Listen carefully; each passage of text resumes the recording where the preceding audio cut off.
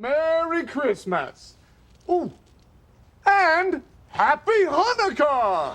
Welcome to MsMojo, and today we're diving deep into the definitive moments of the 7th season of Friends, including wedding build-up, holiday armadillos, turning 30, and the cliffhanger that kept us on tenterhooks all summer. I pronounce you husband and wife. Now kiss her again. The one with the season recap. Season 7 picks up right where we left off. Monica and Chandler are engaged. Their celebration plans, though, get derailed fast. We just kissed. It was just a kiss. You guys kissed? What does this mean? Are you getting back together? Can I sing at your wedding? Thunder being stolen. Most of the season follows them prepping for the big day, with all the chaos that comes with that. The one with Rachel's assistant, one of 10 episodes directed by David Schwimmer, is a busy one. Once, Monica was sent to her room without dinner, so she ate the macaroni off a jewelry box she'd made. Ross used to stay home every Saturday night to watch Golden Girls.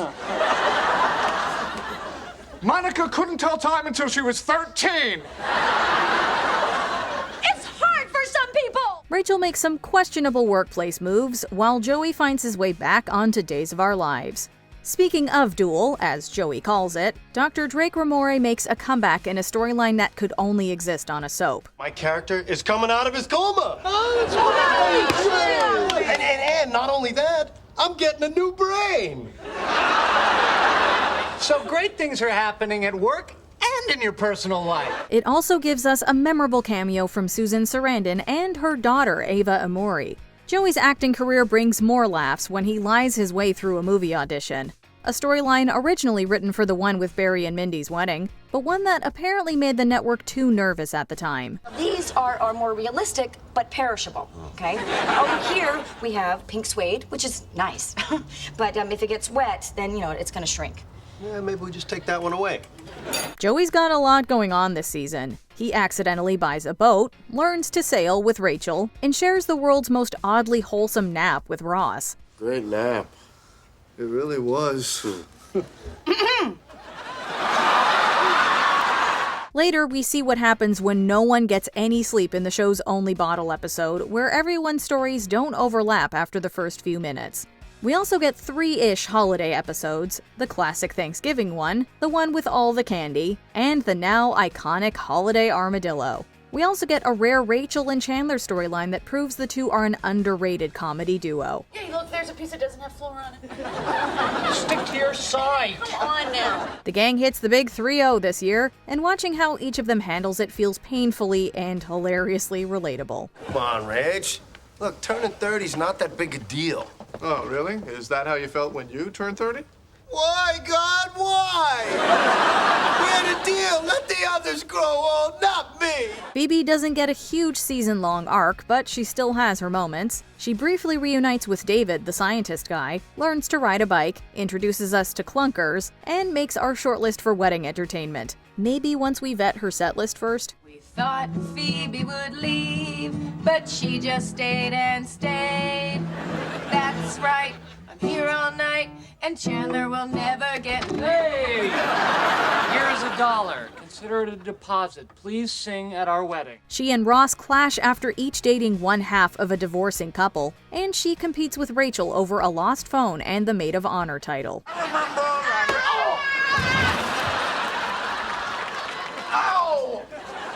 Very good! Yes, excellent, perfect score. As Monica and Chandler's big day approaches, there's dress shopping, tux drama, vow writing, and Chandler finally reconciling with his parent. Well, I wish you both a lifetime of happiness. The wedding is a whirlwind. Still, they say their I do's before the season ends on a cliffhanger no one saw coming. It's also another standout year for guest stars. Kristen Davis, Gabrielle Union, Jason Alexander, Denise Richards, Winona Ryder, and Gary Oldman, who won an Emmy for his role as Richard Crosby, just to name a few. You just won an Oscar. No, I didn't. I think you did. I think I lost 3 times.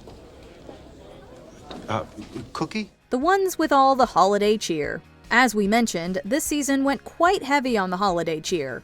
We start with the classic Thanksgiving episode, where the focus is anything but turkey. Well, maybe unless you're Ross. This is crazy. I can do this. All right, I bet I can get all 50 before dinner. Okay, but if you can't, no dinner. You're on. It opens on the infamous 50 States game that probably ruined a few real Thanksgiving dinners back then. Rachel and Tag finally get together, and we also learn one detail about Chandler that almost made us reconsider everything we felt about him. Okay, it's, Don't do it. Don't do what? I have to.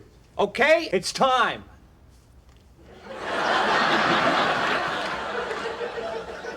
Okay, I hate dogs. Oh, come on, look at that face. Who could possibly hate that face? Then in The One with All the Candy, Ross gives Phoebe a gift that could melt even the Grinch's heart, while Monica bites off a little more than she can chew, trying to make holiday candy for the whole building. This woman was trying to do a nice thing for you. She was making candy so she could try to get to know all of you, and I'll bet that not one of you can tell me her name. Am I right? Candy lady?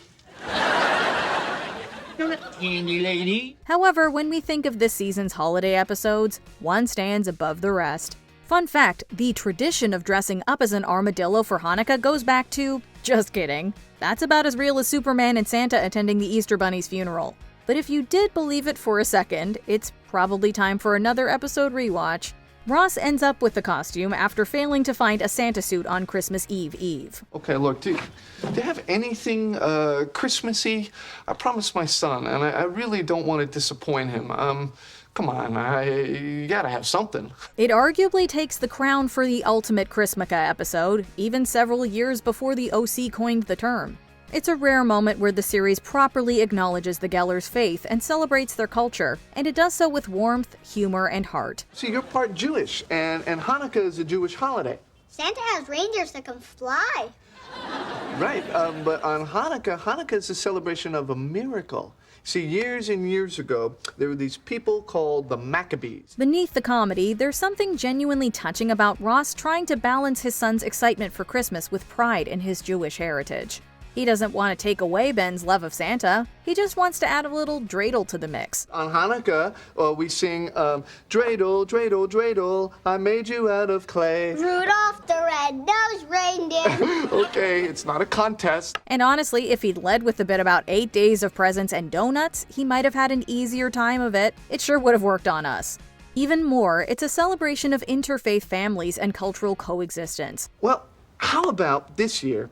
Instead of Santa, we have fun celebrating Hanukkah. No Santa? Was I bad? No, no. Hey, you weren't bad. You've been very good, Ben. It's about showing that multiple traditions can exist side by side, that kids can love Christmas trees and lighting menorahs equally, and that honoring different heritages doesn't diminish the joy of any one holiday. Well, I'll stay, but only because I want to hear about Hanukkah. Ben, will you sit here with Santa and learn about Hanukkah? Okay, Santa. Beyond the laughs, the episode carries a message of harmony. The idea that traditions, histories, and cultures can be embraced together, and that celebrating them together makes life richer. That's why decades later, the Holiday Armadillo remains iconic. Not just because it's undeniably hilarious, but for the way it reminds us what the holidays truly should be. Inclusive, joyful, and united. The miracle was that little bit of oil that should have lasted just one day burned for 8 whole days. That's right. And that's why we celebrate Hanukkah today. The end. Awesome. The one with the road to the wedding. Of course, a big part of this season is the build-up to Monica and Chandler's wedding. And wow, they packed a lot in. The one with Monica's Thunder is a classic bottle episode and a fun way to pick up from the sentimental season 6 finale. No, I will not shut up because I'm engaged. Oh, big talk, huh? Why don't you come over here and say that to me, huh, buddy? Yeah, my fiance will kick your ass. It almost mirrors the chaos of the one where no one's ready, with multiple storylines overlapping, all anchored by one major event. Also, were they kind of foreshadowing future events with this line? But I must warn you, the night that you announce your engagement, I'm going to announce that I'm pregnant. How is that ever going to happen? We also can't talk about the wedding prep without mentioning the bagpipes, or, more importantly, the now iconic blooper it gave us. The Friends gag reel is pretty epic, but this season really gave us some gems.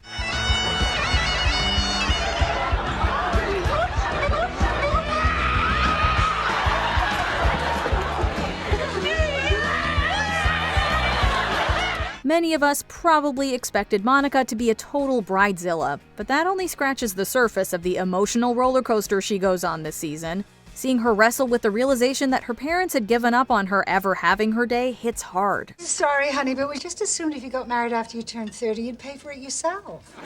You bought the beach house when I was 23. Which means you had 7 years of beach fun, and you can't put a price on that, sweetie. It explains her obsession with control and her longing for that perfect moment she's been denied for so long, often in Ross's favor.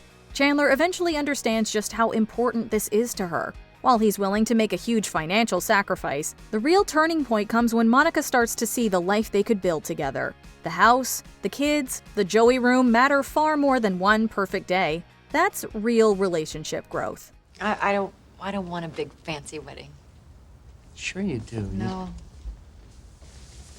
I want everything that you just said. I want a marriage. Monica wobbles again when she realizes that all the exciting firsts in a relationship are behind her. I haven't had that feeling since I first started going out with Chandler. Wow. I'm never gonna have that feeling again, am I? You sound like a guy. No, a guy would be saying, I'm never gonna get to sleep with anyone else. Oh my God, I'm never gonna get to sleep with anyone else. It was great seeing the show address something that, for others, might feel like a shameful secret they hide inside. Surprisingly, Chandler swoops in, reminding her that their married firsts are just beginning. Look, for me, the rush is knowing that we are going to be together for the rest of our lives. Really? Well, yeah. It's done in a way that we have no doubt helped reassure countless others besides Monica.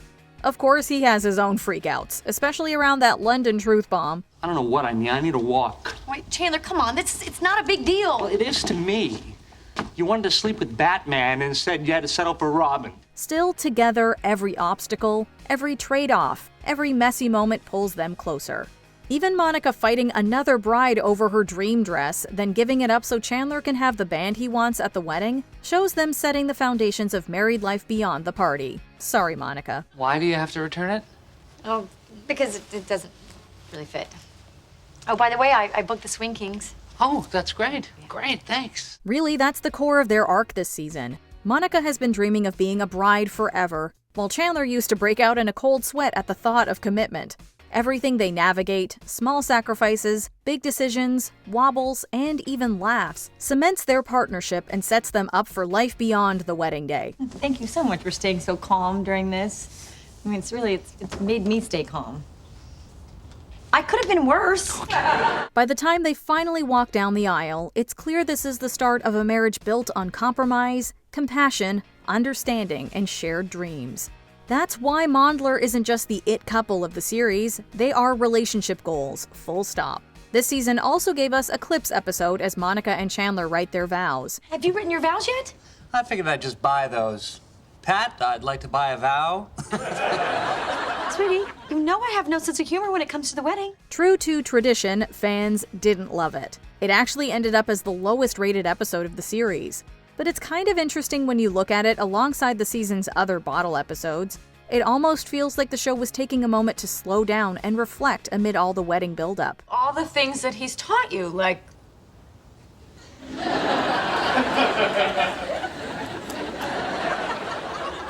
or all the things you taught him.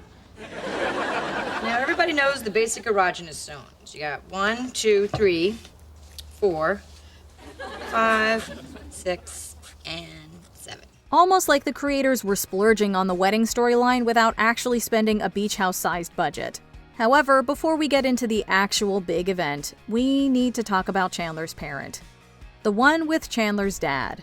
Despite its inclusion of LGBTQIA+ characters, we wouldn't exactly hold Friends up as a model for positive representation. What are you gonna do when he finds out he wasn't even asked? Well, he doesn't have to know. It's not like we run in the same circles. I hang out with you guys, and he stars in a drag show in Vegas. There's no denying it was a pretty homogenous show on all fronts.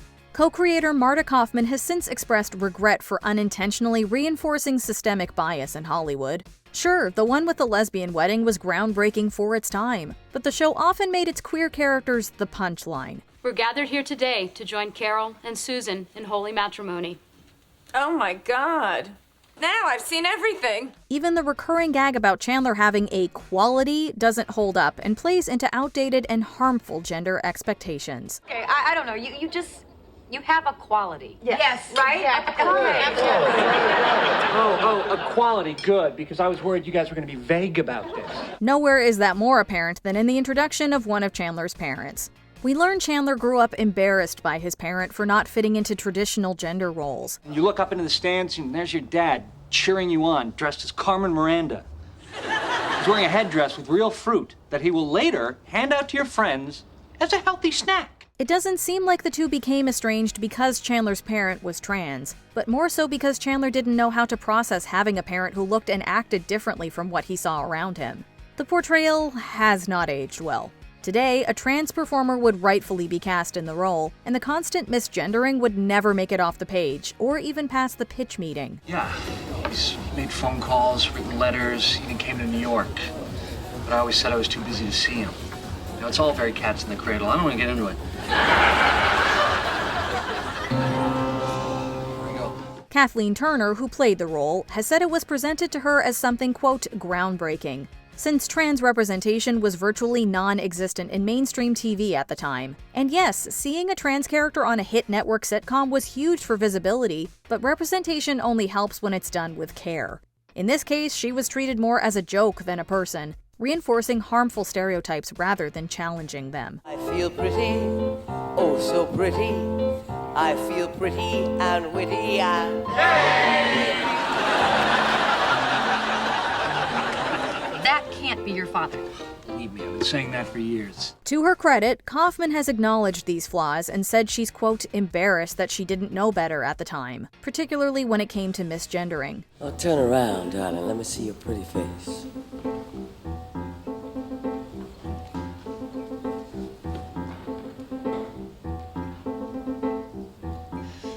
Can we have our drinks, please?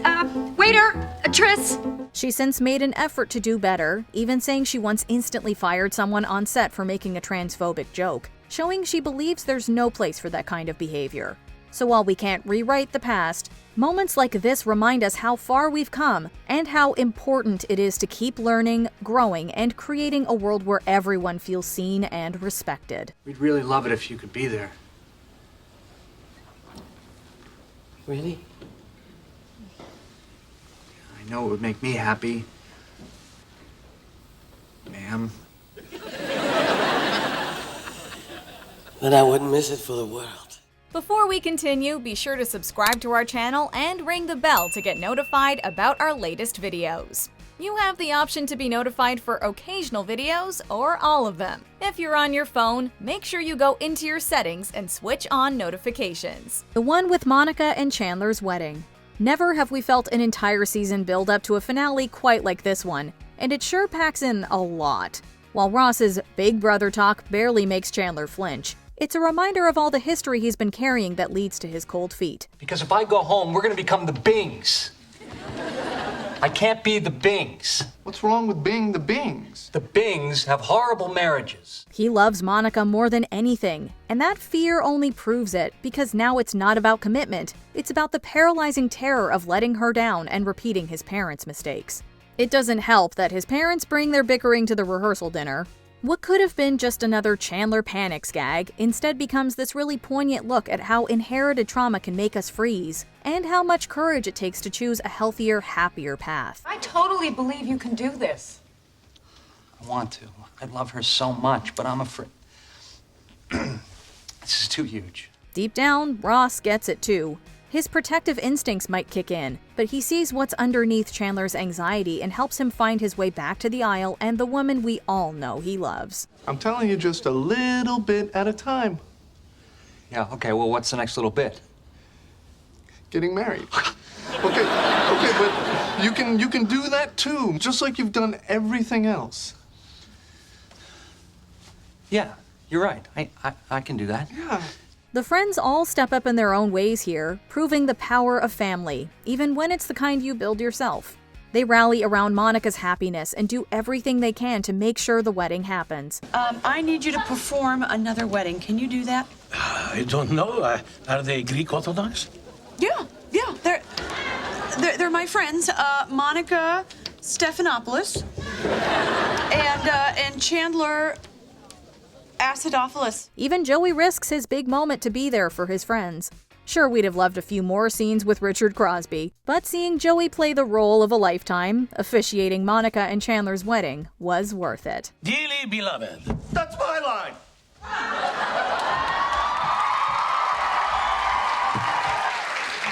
I can take it from here. Thanks.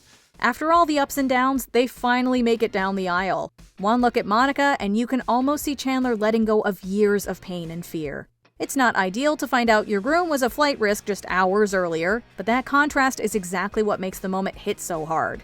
For anyone who's ever carried the weight of their past, it offered real hope that happiness, love, and peace are still possible. Any surprises that come our way, it's okay because I will always love you.